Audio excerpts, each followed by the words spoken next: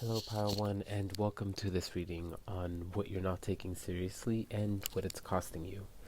To answer the question of what you're not taking seriously, what you are in essence calling nothing but a bunch of hocus pocus, we have this message of you reaching for what you have easy access to, especially in terms of something that doesn't challenge you emotionally or maybe even helps you repress or quote unquote deal with an emotion. And I say quote unquote because it's more like numbing yourself or running away from that emotion or emotional development rather than developing through that emotional discomfort or whatever the case is. But I'm getting ahead of myself with that development because that is what the Four of Wands here is saying, with where that card is answering the question of what it's costing you. Um, and the Four of Wands answering the question of what it's costing you is pretty interesting because since the Four of Wands is a card of competition, of confrontation in some contexts, um, that's not really confrontation, and competition isn't really something you feel like you're missing out on, kind of like a cost is. You're giving something up when it costs, if it costs you something, it's because you're going to give something up. Um, and so, in my mind, when I do this reading, because I've done it, if not once, I think twice before. I think it's just been once. Uh, the idea of like what it's costing you would be something like generally positive, like it's costing you, I don't know, some type of emotional harmony.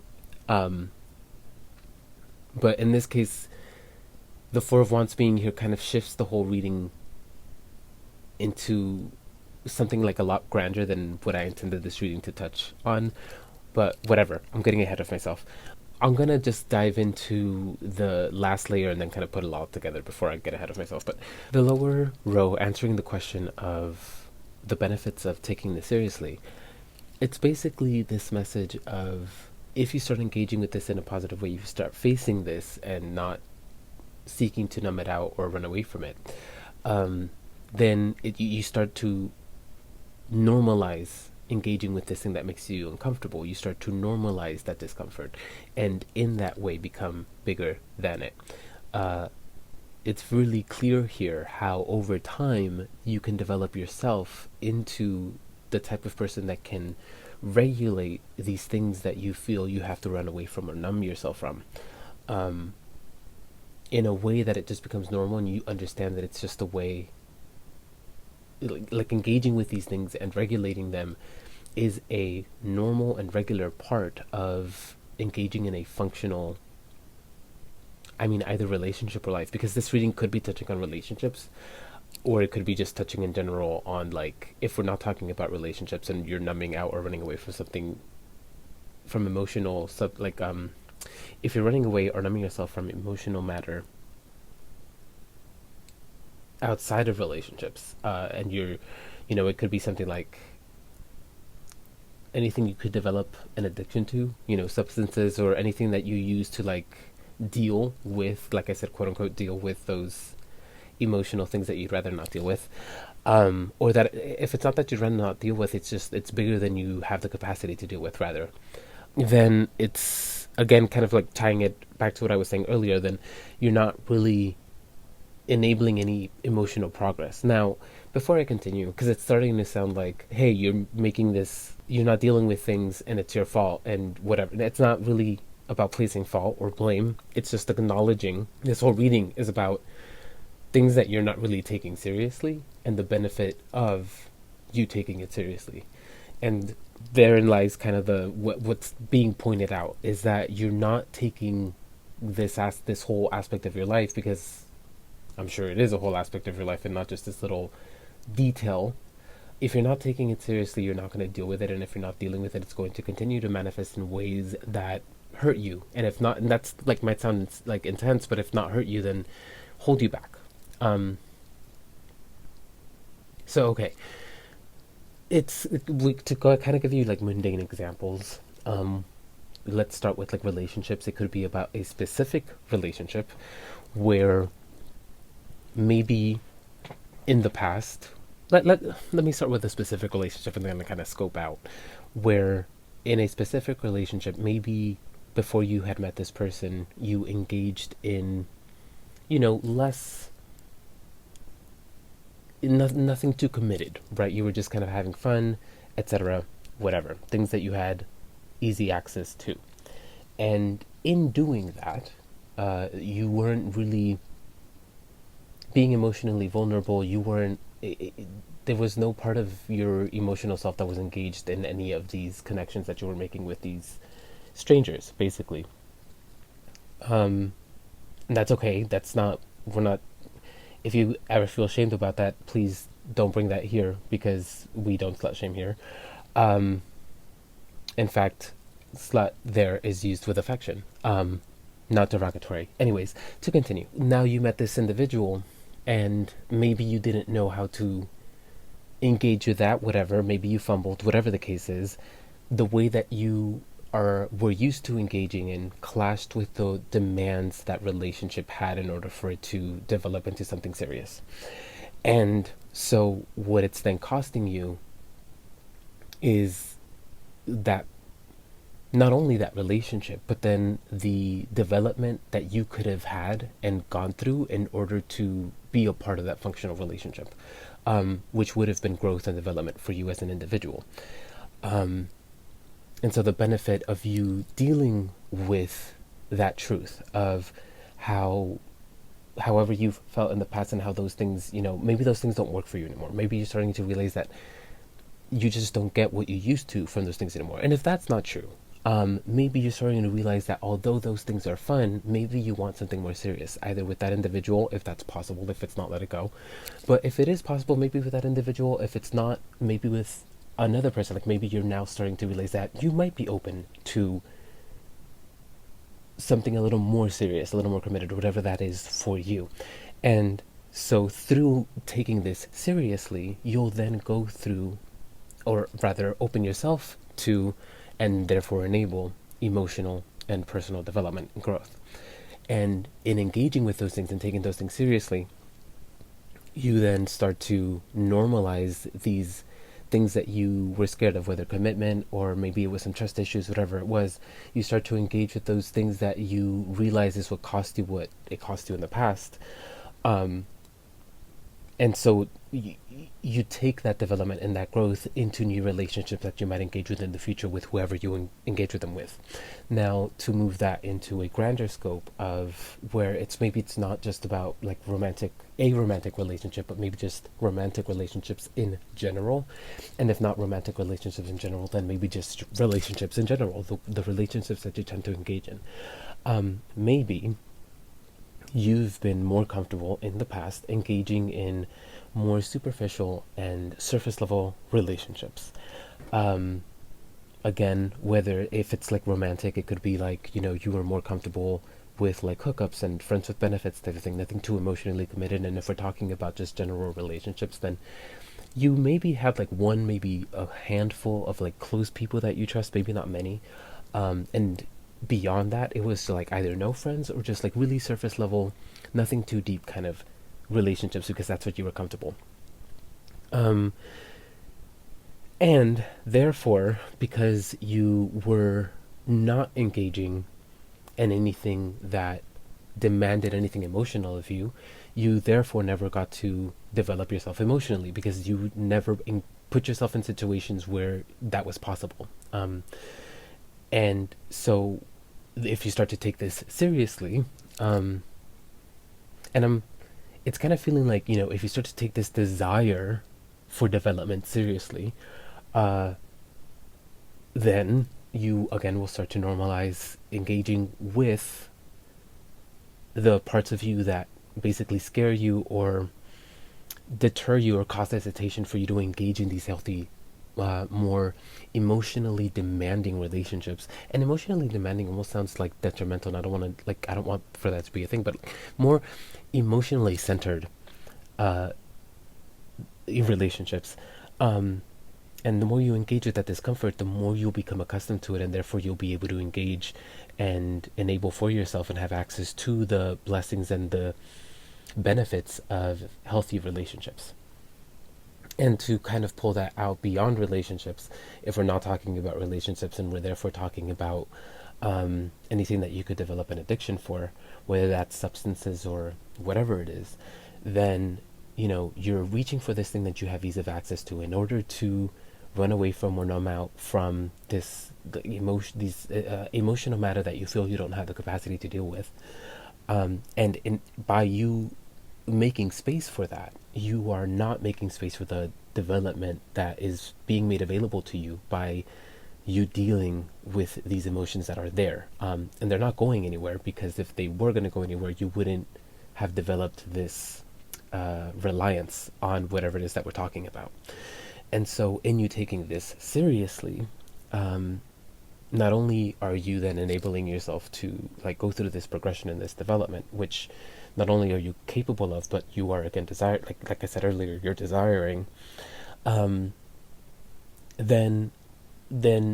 over time, you, by engaging with the discomfort that it is that you're kind of not wanting to face, by engaging with that over time, you'll become not bigger per se than whatever it is that you're kind of running away from, whatever anxiety or whatever it is that, again, that emotional matter that you feel you don't have the capacity to deal with. Over time, you'll develop yourself to match, not only meet that, but match it, and then become bigger than that emotional matter. So it's not immediately becoming bigger than it, but just gradually being able to get comfortable with it, and then meet it, match it, and then over time grow beyond it, and create this emotional harmony within yourself, because you can meet whatever it is, whatever emotional matter that you come across, because you've learned how to maneuver through it, through this experience of dealing with whatever it is you're being asked to deal with right now. My friend, I really hope that this helped.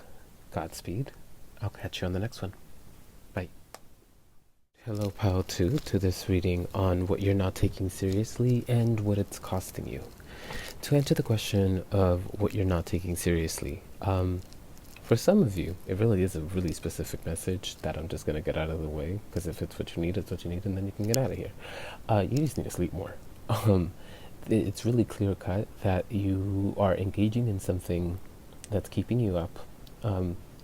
This is not for insomniacs. I'm talking about insomniacs. I'm talking about someone who's actively staying up at late, even though you shouldn't, even though you know that you work or you function a lot better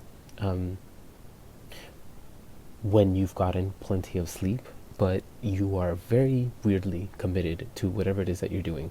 And that's not even you're committed to it, it's just you're used to doing it, or maybe you like doing it enough that it's you're willing to sacrifice your sleep for it, and therefore a great day tomorrow. You need to stop doing that. Maybe every now and then it's okay to do that, but you need plenty of rest in order to engage properly with the things that you need to engage with. So just start taking that seriously, because there's just a lot that comes in terms of benefits that you already know of. We already know that when we sleep properly, we function properly. So please do that. Now, for the rest of you who are not here for that, I feel we could all use that message. Unless you oversleep or you do too much sleeping, then, I feel a lot of us need that message. Now, to move beyond that, because although that was very direct, the message coming through here is pretty intense, because we're starting to talk about patterns of behavior, or patterns mental patterns or emotional patterns, and it could be any combination of the three, or maybe one individual thing, although a pattern of behavior is definitely going to be impacted by a pattern of a mental or emotional pattern, if not both. And I think we can understand how the three kind of play off of each other, but that's neither here nor there, because what the message is basically saying is there is something that you have been doing or engaging with since childhood that you are definitely committed to, you have made commitments to, whether like conscious or subconscious. Conscious being, I'm thinking on, like, for some of you it's like religion, where for those of you for whom it's like more subconscious, it could just be like a family dynamic or a certain relationship dynamic that you've always been comfortable with, or you've always been around, and therefore you're comfortable, familiar with it, familiar and therefore comfortable with it. Um, but and so what's being said here is that engaging in that pattern of behavior, or whatever pattern we're talking about at whatever level, it is costing you from what in your mind you are defining as success and wealth for you. It could be financial success is always kind of talked about in the Nine of Pentacles here, which is answering the question of what it's costing you. And here she is all wealthy. So sure, like if it kind of goes back to that whole sleep thing, where if you're not sleeping properly, you're not going to have like the inspiration and the motivation and ideas that it's going to take for you to like do a great job, or get that money, whatever it is. And so,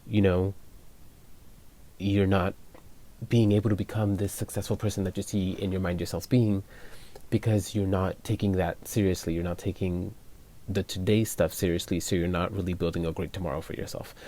And another, like at like that deeper level, maybe there's this individual, like when you think of that cliche question that we always get of like, who do you see yourself being in like 5 or 10 years, or maybe you just think about that often, of your future and what you're building for yourself. There is this definite idea that you have of who you see yourself as successful, like as a successful person, whether or not you consider yourself that now. You consider yourself that now, yeah. What is that definition of you as a successful person right now is what matters. And what this reading is then touching upon is that you're not taking seriously the ways in which your current patterns of behavior, whether emotional, mental, or whatever the case is, it's not going to get you to where you're trying to go in terms of that success.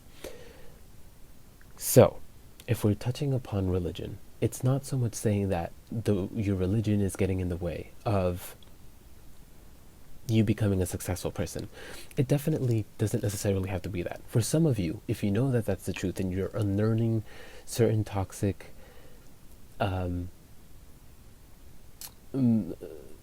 teachings that you need to unlearn because whatever, then yeah, sure, it's that.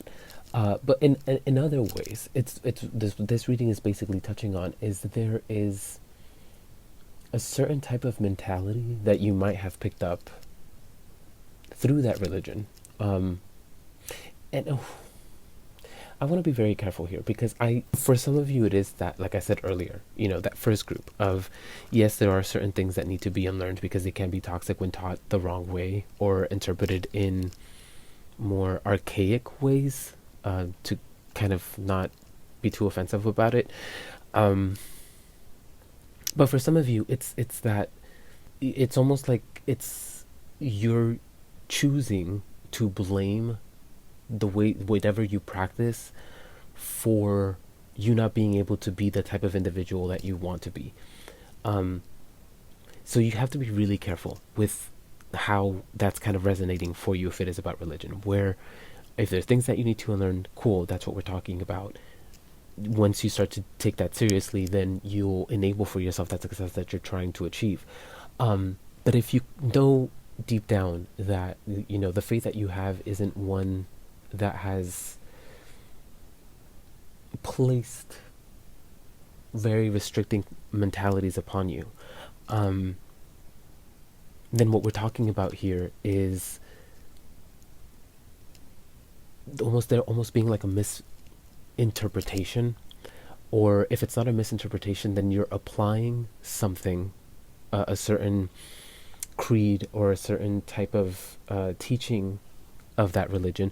You're applying that where it doesn't really necessarily apply, and that's what's standing in the way. Again, however it's resonating for you. the benefits of taking this seriously is, well, because you're not taking this seriously, there seems to be a lot of emotional disarray. And if that's not something that you're conscious of, you're being asked to start asking yourself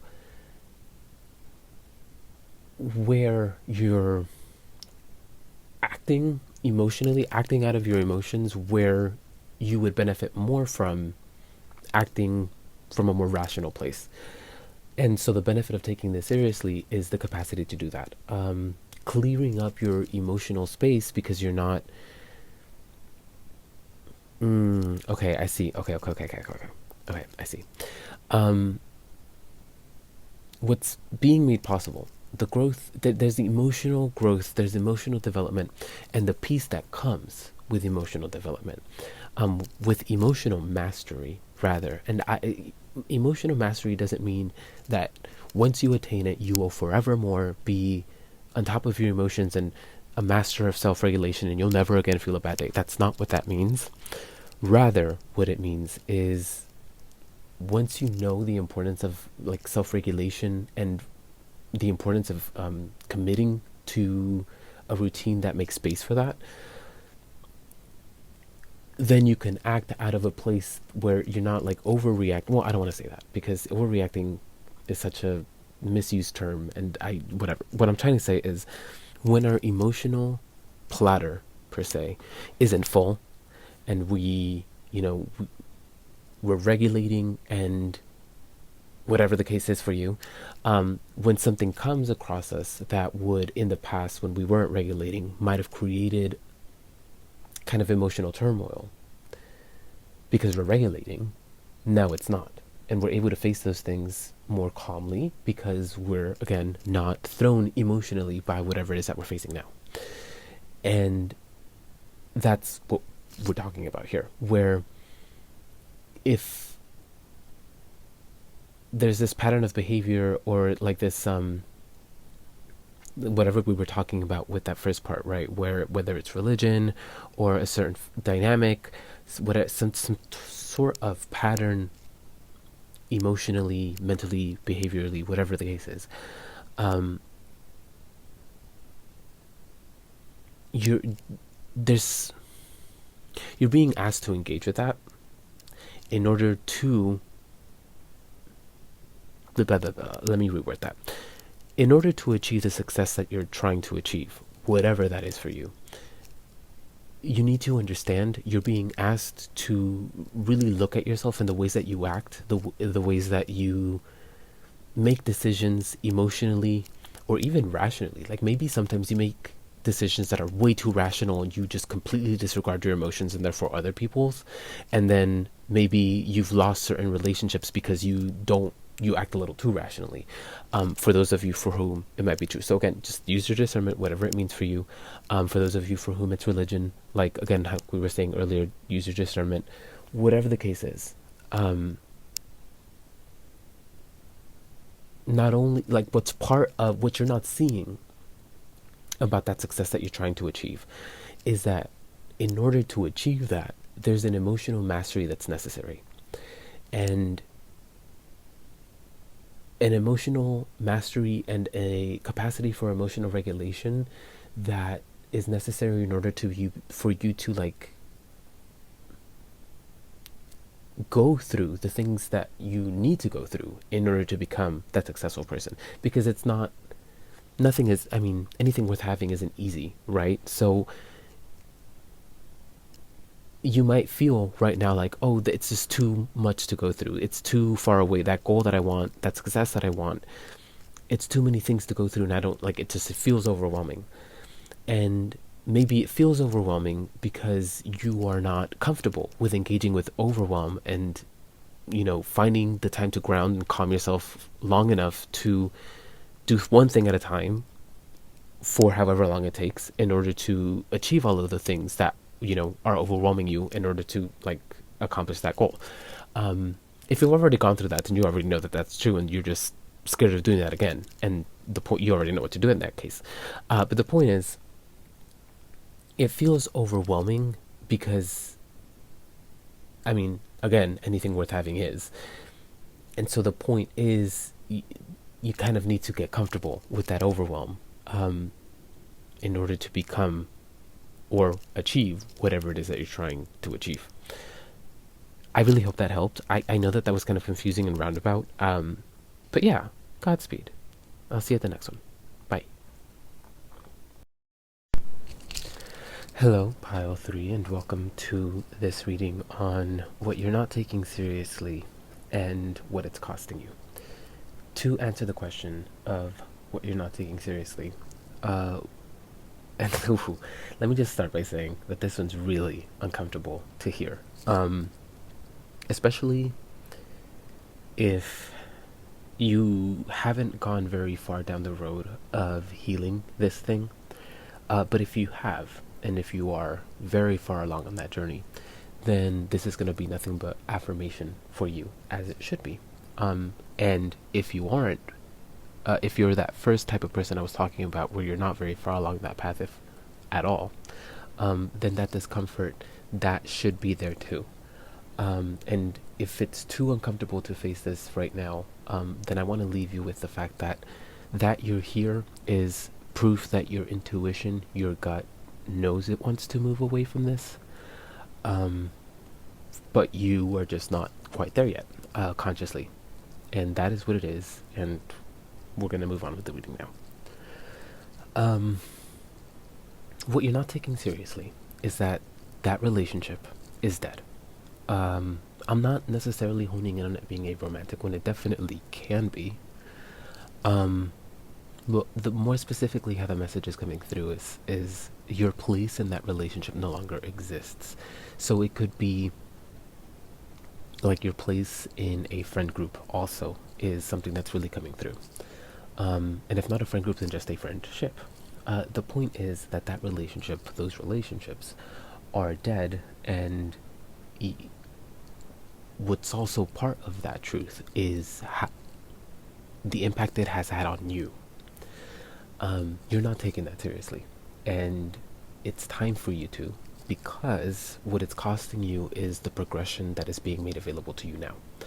Not progression in terms of you moving on from this, but progression in terms of options becoming available to you that you would engage with a lot better if you weren't burdened by this thing, these relationships that you're trying to keep alive that you shouldn't really be. And so the benefit that comes from you taking this seriously, and you're also getting advice on to like how to kind of reframe this, is a surrender to acceptance, and not only that, but a surrender to the fact that the truth of the matter is that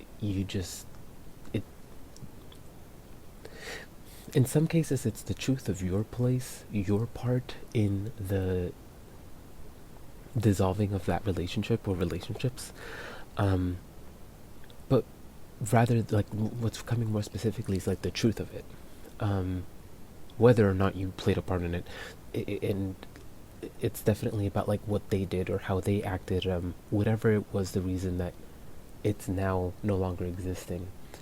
And there's also something to be said about when we can accept these things, when we can accept the truth of what happened, and when we can accept the truth of how we feel about it, then there's this surrender to the fact that sometimes things just don't work out. That sometimes, for whatever reason, sometimes for some fault of our own, if not entirely, but sometimes it's out of no fault of our own, relationships just end. And there's an unburdening that comes with the acceptance of that truth, that sometimes it just ends. There's nothing we could have done, and even if there was, maybe that other individual wasn't willing to, and a relationship takes two. So in accepting that, there's an unburdening that comes with it. And that's pretty much what that progression that I'm talking about is. It's you being able to move and maneuver through the world, not so much like you were able to before you were hurt, or before these relationships, if you haven't really felt that pain. It's not so much like,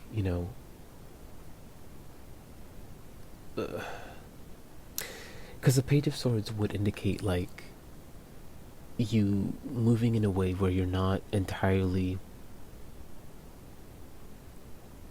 like, kind of when you can act out of a, like, what they call childlike abandon, because you can just, like, let go of those inhibitions, and you can just act out of that, like, initial human impulse. In the Suit of Swords, it would kind of be just thought without restriction, like impulsive thoughts even.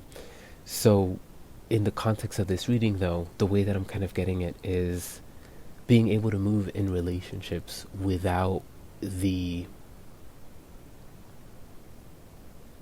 okay, because the point of the matter is, right, because you're not taking this seriously, is part of that is that, like, accepting the fact that you're hurt or angry, etc., about this whole thing. And because you're not accepting that, it's a burden on you. And so I'm seeing the page as, like, because the page is the lowest tier in terms of the court cards. In this context, I would have seen the king of, like, if the king of swords would have shown up, that would be like the most burdened emotional plate, where the page of swords would, like, be the least burdened, not emotional, mental plate. I don't know if I said emotional earlier with the king of swords. I meant mental. Before kind of like I wrap this up, because yeah, this is really intense and there's nothing really more to say. That first bit of the fact that this is dead is obviously being talked about by death. And we have the Ten of Swords being what I was picking up from, like, the acceptance of the fact that you've been hurt by this. And then in the next layer, where we start to talk about the advantages of you taking this seriously, we start with the Ten of Swords. And the imagery is very different, because in the Ten of Swords for this first deck, it's not very brutal. It's not as brutal a Ten of Swords as I've seen in the past or in other decks. It's just a silhouette. It's all silhouettes, and then the swords going through it, and it's, you can see the damage done by those swords. And here in this other deck, if we pay attention closely, like, make sure that you can see it, there's a skull underneath, very reminiscent of the death, the imagery in death that we see in that first deck. And death tends to have, like, skull imagery in it, regardless of the deck, but that's not the point. The point is, the way that I'm seeing it here, in terms of surrender and acceptance of the truth, whatever that might be, is in your acceptance of the fact that it's dead, it then empowers you. Because here, yes, the Ten of Swords is definitely about being annihilated. That's what the card says here. He went looking for a better life and found annihilation. Super dramatic. I love it. I'm seeing it, I'm kind of ignoring that because that's what the Ten of Swords mean. But the way I'm kind of interpreting it here is the flames that are kind of erupting from this individual, and kind of like, ooh, this quote comes to mind, which I carry with me almost every day, especially these days. It's been so crazy. If you're watching this at the time of upload, and if you know, you know. But just, I don't remember the quote exactly, but it basically is, what is to be a light must first endure burning. And that's what I see in this imagery here, where in your acceptance of the fact that this is dead, it allows and enables you to then be accepting of the truth. And that's what I'm getting with the Wheel of Fortune here, of, like, the truth as it is, the way that things happened as they happened, and not the way that you see them through that emotional lens. And then in facing that truth and allowing yourself and whatever, I don't want to call them delusions, but if they are, they are. And if not delusions, then just the emotional lens you were looking at these things through. In you allowing those things to be dismantled, it then unburdens you and allows you and enables you to move forward unburdened by all of this stuff that went on and its impact that it's had on you. Not so much that, I'm really not getting, if you're kind of getting from that, like, you'll be able to forgive, maybe that's true for you. That's not at all what I'm getting here. That's up to you. If you never want to forgive these people for whatever reason, if that's even something that's possible, because maybe what you're realizing is that maybe it was your fault. In which case, you would need to be really honest with yourself if, like, an apology would even do anything for this person. Are you extending an apology because you want an opening, and are you disregarding their desires? Like they've let you know that they don't want anything, and so you're just be like, well, now I want to apologize, so I'm going to go apologize, even though they've told me they don't want to hear. You get what I'm saying? The point is, you need to start taking this seriously. You need to start accepting point blank, it's over, it's done, I need to move on. What does it mean to move on? Well, it's not so much like to forget about it, because if you forget about it, you're just repressing it. It'll come back and haunt you later. It's about accepting the truth of what happened as it happened, and not as you wish it had happened, not as you remember it happening. I don't want to say not as you remember it happening, but if you're remembering through like rose-tinted glasses, is kind of what I'm saying. Looking back without those rose-tinted glasses, looking back in a way that you're open to seeing what part you may have played in it, and if that's not true, then just really looking honestly at how they acted and really what that means, and accepting that means that it's over, that there's just, that is what it is, and now we're just left to deal with the aftermath, and now it's your time to do that so that you can move on and unburden yourself from all of this mental, maybe even emotional anguish, is kind of what's coming through. My friend, Godspeed through this. I will catch you in the next one.